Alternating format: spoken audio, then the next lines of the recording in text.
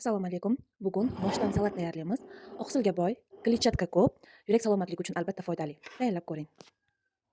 Undirilgan moshimizni olamiz. Vau, bu 4 pulli undirilgan mosh.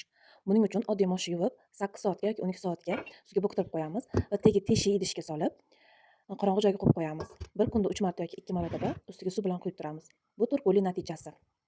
Undirilgan moshni ishlatishdan oldin yaxshilab yuvib oldim. Unmagan moshlari va ortiqcha kirlari tushib ketishi uchun. Qaynab chiqqan suvga moshlarimizni solib, 1,5-2 daqiqa, uzoq 3 daqiqa qaynatib olamiz.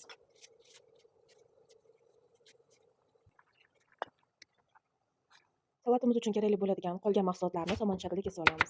Piyoz, chesnok, rangli bolg'ari, sabzi va ko'k piyozni ham. Qozonimizga yog' solib, to'g'rab olgan masalliqlarimizni qovurib olamiz. Piyoz, chesnok va sabzini bittaga solishni maslahat beraman. Sabzi qattiqlik qilmasligi kerak. Sabzi yumshagandan keyin rangli bolg'arisini solib, 1-2 daqiqa qovuramiz. Idishimizga qaynatilgan mosh, qo'rib olingan masalliqlar, ustidan ko'k piyoz solamiz. Bizga ziravorlardan kerak bo'ladi koriander, qizil qalampir yoki paprika, shakar, koreyskiy tuz va oddiy tuz solib yaxshilab aralashtirib olamiz. Salatimiz tayyor.